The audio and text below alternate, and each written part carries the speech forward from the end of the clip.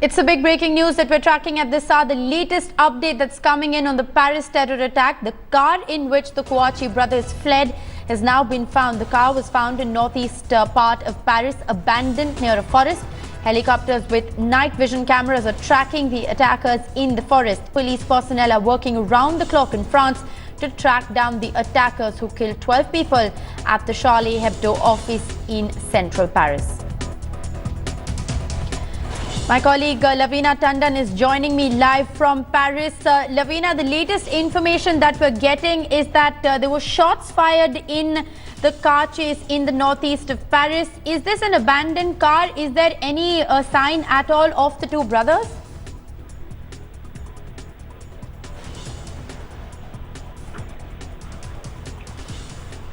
Lavina, the brothers have been hopefully spotted in Longport, which is 1.5 north. Yes, I can hear you. Can you hear me? Yes, go ahead. Hello?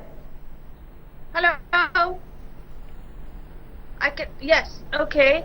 So the car, well, as you said, has been abandoned. It had some gasoline and some empty cans. Analysts are conjecturing that maybe they would have made some rudimentary Molotov explosives. But as far as the brothers are concerned, they are apparently in the woods of Longpont, which is 1.5 hours northeast of Paris. 10-minute car drive from the petrol station in which they were last spotted. There are 80,000 police personnel all across France, vigilant, especially at the checkpoints where the blocks are, roadblocks are being as well. All the journalism office, each one of them are being still manned, especially the journalism office.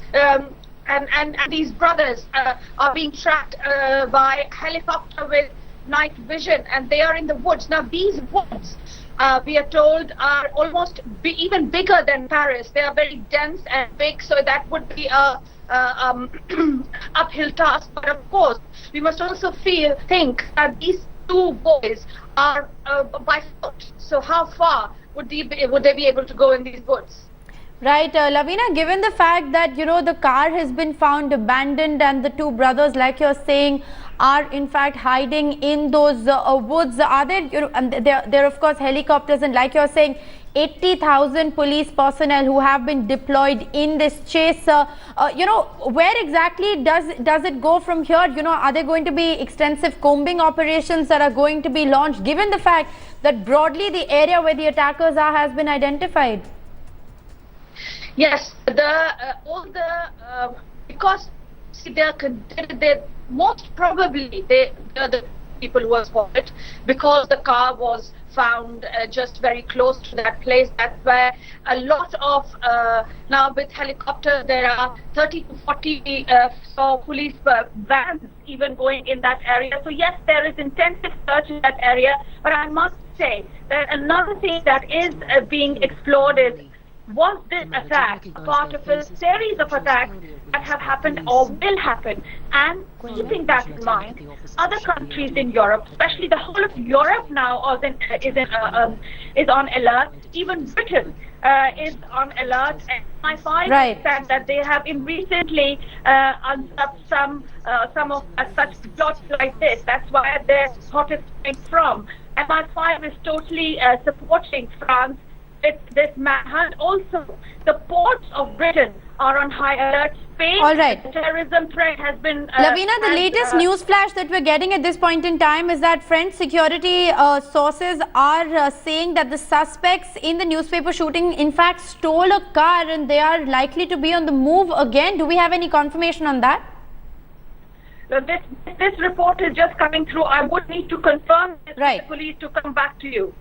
All right. So there is still some unconfirmed reports that are in fact coming in at this point in time, with the French security sources saying that the suspects could have perhaps stolen yet another car and could in fact be on the move again. This of course at this point in time cannot be confirmed, but these are the latest reports that are coming in. And as Lavina has been pointing out, the area in which the attackers are likely to be holed up is a large forest area, and as Lavina has been saying, that the forest is larger than Paris city itself. So clearly combing operations are in fact going to be difficult for local authorities. We don't have much more than that right now, and we hope to be able to speak to our correspondent in the region pretty soon. You saw Damontin-Anguel there, the town in question, and we're also hearing of gunshots ringing out in that town.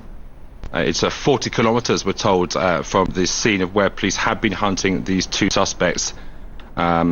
These police sources that are being quoted also saying that police had been chasing the suspects, it seems, down the nearby A2 motorway. We'll bring you more details, we hope, with our correspondent in the region as soon as we can.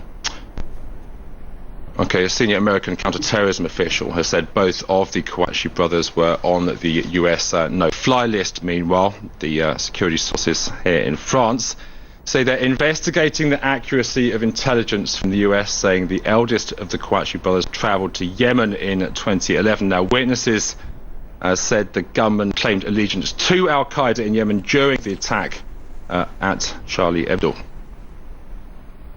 Nick Rushworth has more. Most wanted. The two suspects in the Charlie Hebdo killings. On the left, Sherif Kouachi, and on the right, Said Kouachi, French nationals of Algerian origin.